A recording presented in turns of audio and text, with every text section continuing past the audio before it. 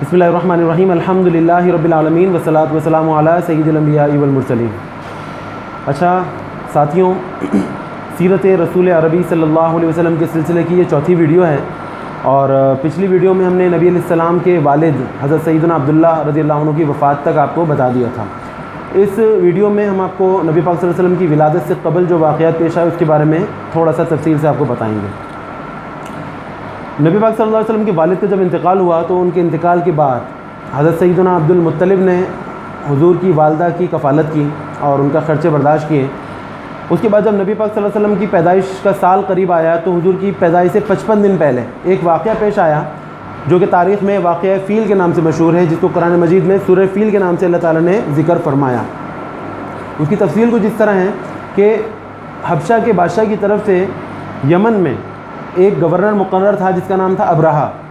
تو اس ابرہہ نے یمن میں صنعاء شہر میں ایک کلیسا چرچ بنوایا، اور اس کا ارادہ یہ تھا تاکہ لوگ خانہ کعبہ جو جاتے ہیں وہاں جو اس کی وجہ سے عزت ہے مکہ کی تو وہ ختم ہو جائے اور لوگ یہیں پر طواف وغیرہ کیا کریں۔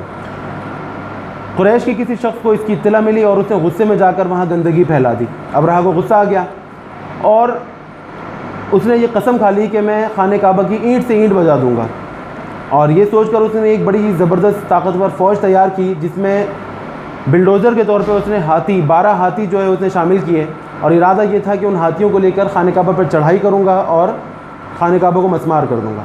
اس ارادے سے وہ نکلا اور خانہ کعبہ کے قریب پہنچ گیا۔ وہاں پہنچنے کے بعد اس نے دیکھا کہ جگہ جگہ اونٹ چر رہے ہیں، قریش والوں کے اونٹ چر رہے ہیں، تو اس نے وہ سارے اونٹ غصب کروا لیے، چھین لیے، لوٹ لیے، اور لوٹ کر اپنے قافلے میں لے آیا۔ اچھا، اس میں کچھ اونٹ جو ہے حضرت سیدنا عبد المطلب کے بھی تھے۔ ان لوگوں کو پتہ چلا تو یہ سارا وفد جو ہے قافلہ بنا کے وہاں گیا ابرہہ کے پاس، اور جا کر اس سے کہا کہ ہمارے اونٹ جو ہے ہمیں واپس کرو۔ حضرت سیدنا عبد المطلب سردار تھے تو وہی آگے تھے، تو ابرہہ نے ان سے جو گفتگو کی وہ یہ تھی کہ ابرہہ نے کہا کہ تم جو ہے وہ صرف اپنے اونٹوں کے لیے یہاں پر آئے ہو، کیا تمہیں خانہ کعبہ کی کوئی فکر نہیں ہے؟ تمہیں پتہ نہیں ہے کہ میں خانہ کعبہ کو گرانے کے لیے آیا ہوں؟ تو حضرت سیدنا عبد المطلب نے فرمایا کہ ہر شخص جو ہے وہ اپنی ملکیت کی خود حفاظت کرتا ہے، میں اونٹوں کا مالک ہوں تو مجھے ان کی فکر ہے، تو میرے اونٹ واپس کر دو، خانہ کعبہ کا جو مالک ہے وہ اس کی حفاظت خود فرمائے گا۔ ابرہہ بڑا متاثر ہوا اور وہ سارے اونٹ واپس لوٹا دیے۔ سیدنا عبد المطلب نے وہ سارے اونٹ جو تھے وہ واپس لے کے آئے اور سب لوگوں کو لے کر پہاڑ جبل ابو قبیس پر چلے گئے۔ وہاں جا کے انہوں نے اللہ تعالیٰ سے دعا کی کہ یا اللہ، ہر شخص اپنے گھر کی خود ہی حفاظت فرماتا ہے، تو سامنے ایسی فوج ہے جس کا مقابلہ ہم نہیں کر سکتے، تو تو اپنے گھر کی حفاظت فرما۔ اگلے دن جو ہے وہ ابرہہ نے چڑھائی کر دی، لیکن اللہ تعالیٰ کی قدرت یہ ہوئی کہ جو ہی ان ہاتھیوں کو خانہ کعبہ کی طرف دوڑایا جاتا تو وہ ہاتھی بیٹھ جاتے، نہیں بھاگتے اس کی طرف، اور جب مخالف سمت کیا جاتا تو وہ تیز دوڑنے لگتے۔ بڑے پریشان ہوئے سارے جو ان کے محبت تھے، ہاتھی چلانے والے تھے، اور ابرہہ پورا لشکر۔ اسی اسنا میں یہ شش و پنج میں تھے کہ اللہ تعالیٰ نے چھوٹے چھوٹے پرندوں کے غول بھیجے، غول کے غول، بہت سارے پرندے آ گئے جن کا نام تھا ابابیل۔ ان چھوٹے چھوٹے پرندوں کی پاس تین جو ہے کنکریاں تھیں، چھوٹے چھوٹے پتھر تھے، 2 ان کے جو ہے پنجوں میں اور 1 ان کی چونچ میں۔ یہ لشکر جب ان ابرہہ کے لشکر کے اوپر پہنچا تو انہوں نے وہ تینوں کنکریاں اپنے ہاتھوں سے اور منہ سے پھینک دیں۔ وہ کنکر تھے یا ایٹم بم تھے واللہ عالم، لیکن وہ کنکریاں جس کے لگتیں اس کو چیرتی پھاڑتی ہوئی اس کے اندر داخل ہو جاتی، اس بندے کو قتل کرتی، اس کے بعد اس ہاتھی میں داخل ہو کے زمین کے اندر گھس جاتی۔ ایسی تباہی ہوئی کہ لوگ جو ہے وہ محفوظ نہ رہ سکے، جس کا جہاں منہ اٹھا وہ بھاگ گیا، ابرہہ کا پورا لشکر تتر بتر ہو گیا اور وہ وہاں سے بھاگ گئے۔ اور قرآن مجید میں اس کو فرمایا کہ اللہ تعالیٰ نے ان کو ایسا بنا دیا جیسے کھایا ہوا بھوسا۔ تو اللہ تعالیٰ نے اپنے گھر کو اس طرح چھوٹے چھوٹے پرندوں کے ذریعے بچا لیا۔ نبی پاک صلی اللہ علیہ وسلم کی پیدائش سے 55 دن پہلے کا یہ واقعہ تھا، اور اس واقعے کی وجہ سے اس سال کو عام الفیل کہنے لگے۔ عام الفیل کے معنی ہوتے ہیں ہاتھیوں والا سال۔ اس کے بعد نبی علیہ السلام کی پیدائش کا وقت قریب آیا۔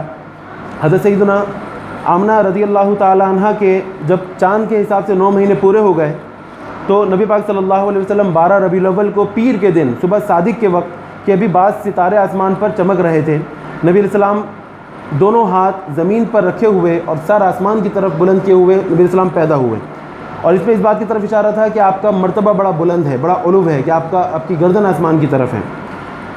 بدن نبی علیہ السلام کا بالکل پاکیزہ تھا، ناف نبی علیہ السلام کی کٹی ہوئی تھی اور تیز کستوری کی خوشبو آ رہی تھی، ختنہ شدہ پیدا ہوئے تھے، اور نبی علیہ السلام کا چہرہ 14ویں کے رات کے چاند کی طرح جو ہے وہ چمک رہا تھا، اور نورانی آنکھیں جو ہیں وہ قدرت الہی سے سرمگی تھیں۔ آپ کی والدہ نے فوراً خوشی سے آپ کے دادا کو اطلاع بھیجی۔ حضرت عبد المطلب خانہ کعبہ میں تھے، فوراً واپس آئے اور خوشی سے نبی علیہ السلام کو اٹھایا اور خانہ کعبہ میں لے گئے۔ وہاں جا کر نبی علیہ السلام کے لیے دعا فرمائی، اور آپ کے دادا نے آپ کا نام احمد رکھا، اور جیسے کہ پہلے بتا چکا ہوں کہ آپ کی والدہ نے آپ کا نام محمد رکھا صلی اللہ علیہ وسلم۔ نبی علیہ السلام کی پیدائش کی خوشی جب لوگوں کو پتہ چلی تو حضور کے بے شمار چچا تھے، تو ان میں ایک چچا کا نام ابو لہب بھی ہے، جس کا ذکر قرآن مجید میں سورہ لہب میں اللہ تعالیٰ نے ذکر فرمایا۔ اس وقت تو ظاہر ہے کوئی دشمنی نہیں تھی اس کو، تو بھتیجے کی پیدائش کی خوشی اس کو اتنی ہوئی کہ جس لونڈی نے، جس باندی نے آ کر اطلاع دی تھی، انگلی کے اشارے سے ابو لہب نے اس کو آزاد کر دیا کہ جاؤ تم آزاد ہو اس خوشی میں۔ اس باندی کا نام تھا سویبہ، اور اس باندی نے بھی نبی علیہ السلام کو کچھ عرصے دودھ پلایا، تو نبی علیہ السلام کی رضائی والدہ بھی ہوتی ہیں وہ۔ نبی علیہ السلام کی پیدائش کے وقت کچھ عجیب و غریب واقعات اور خارق عادت امور جو ہے وہ پیش آئے۔ نبی علیہ السلام جب پیدا ہوئے تو نبی علیہ السلام کی پیدائش کے وقت ستارے تعظیم کے لیے زمین پر جھکائے، اور ان کے نور کی برکت سے حرم شریف کے ٹیلے روشن ہو گئے۔ نبی علیہ السلام کی پیدائش کے ساتھ ہی ایک ایسا نور نکلا کہ مکہ کے رہنے والوں کو ملک شام کے محلات نظر آنے لگے۔ شیاطین، شیطان، جن پہلے آسمان پر چلے جایا کرتے تھے، فرشتے جو آپس میں گفتگو کیا کرتے تھے، شیطان وہ سن لیتے تھے اور واپس نیچے آ کر جادوگروں کو، کاہنوں کو ان باتوں کی اطلاع دے دیتے تھے۔ کاہن اور جادوگر جو ہے وہ اپنی طرف سے کچھ باتیں اس میں ملا کر جھوٹ سچ جو ہے لوگوں کو پیسوں کے عوض بتا دیتے تھے، تو کچھ باتیں سچی ہوتی تھیں، کچھ جھوٹی ہوتی تھی، تو لوگوں کا اعتقاد ہوتا تھا ان پر۔ لیکن جب نبی علیہ السلام کی پیدائش ہوئی تو اللہ تعالیٰ نے آسمانوں کی حفاظت فرما دی۔ شہاب ثاقب، ایک ستارہ ہوتا ہے دمدار، اس کے ذریعے آسمانوں کی حفاظت کی، اور جو ہی کوئی شیطان آسمان کی طرف جانے لگتا تو وہ اس پر وہ ستارہ پھینک کر مارا جاتا جس سے وہ جل جاتا۔ تو آسمانوں کی حفاظت کر دی گئی اور سارے راز جو تھے وہ محفوظ ہو گئے۔ نبی علیہ السلام کی پیدائش کے ساتھ ہی ملک کسریٰ، ایران کے، فارس کے محل کے 14 کنگرے گر گئے۔ 14 کنگرے گر، اس میں اس بات کی طرف اشارہ تھا کہ 14 حکمرانوں کے بعد یہاں پر مسلمانوں کی حکومت ہوگی، اور یہی ہوا۔ جب 14 حکمران تبدیل ہوئے تو سیدنا عمر فاروق رضی اللہ عنہ کا زمانہ چل رہا تھا، تو اس وقت ملک فارس فتح ہو گیا۔ ملک فارس میں، ایران میں مختلف وہ لوگ آتش پرست تھے، آگ کی پوجا کرتے تھے، وہاں پر الاؤ جلتے تھے بڑے بڑے آگ کے، تو ایک ایسا الاؤ تھا جو 1000 سال سے جل رہا تھا، بالکل بھی کبھی انہوں نے بجھنے نہیں دیا تھا اس کو۔ جو ہی نبی علیہ السلام پیدا ہوئے وہ آتش کدہ بجھ گیا، ایران کا وہ آتش کدہ جو 1000 سال سے جل رہا تھا وہ بجھ گیا۔ اس میں اس بات کی طرف اشارہ تھا کہ یہ سارے جو معبود جو جھوٹے بنائے ہوئے ہیں یہ جھوٹے ہیں، نبی علیہ السلام تشریف لے آئے ہیں تو ان کا اب کوئی کام نہیں ہے۔ اسی کے ساتھ ایک واقعہ یہ ہوا کہ ایک دریا تھا جس کا نام تھا بحیرہ ساوا، اس کے کنارے بت پرستی اور شرک پرستی ہوتی تھی، اس کے کنارے پر درختوں کی اور جانوروں کی پوجا کیا کرتے تھے کافر، تو وہ لبالب بہہ رہا ہوتا تھا۔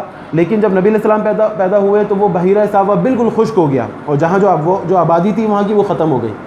اور اسی طرح ایک وادی ساوا ہے جو کوفہ اور شام کے درمیان میں واقع ہے، وہ بالکل خشک پڑا ہوا تھا وہ، لیکن وہ وہاں خشک ہوا اور یہ یہاں بہنے لگا۔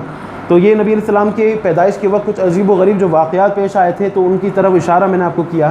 بتانے کا مقصد یہ تھا کہ نبی آخر الزماں پیدا ہو گئے ہیں، جو زمانے جاہلیت کے جو فسادات اور خرابیاں جو بگاڑ تھے وہ اب ختم ہونے کا وقت قریب آ گیا ہے۔ تو نبی پاک صلی اللہ علیہ وسلم کی پیدائش کے ویسے تو اور بے شمار واقعات ہیں، لیکن فی الحال اسی پر اکتفا کروں گا۔ اگلی ویڈیو میں انشاءاللہ آپ مجھے دیکھیں گے مزید آگے بتاتے ہوئے۔ میری ویڈیو کو لائک کیجیے گا اور ہمارے چینل کو سبسکرائب کیجیے گا، اور ہمارا جو لنک ہے وہ ڈسکرپشن میں موجود ہے۔ دعا میں یاد رکھیے گا۔ السلام علیکم ورحمۃ اللہ وبرکاتہ۔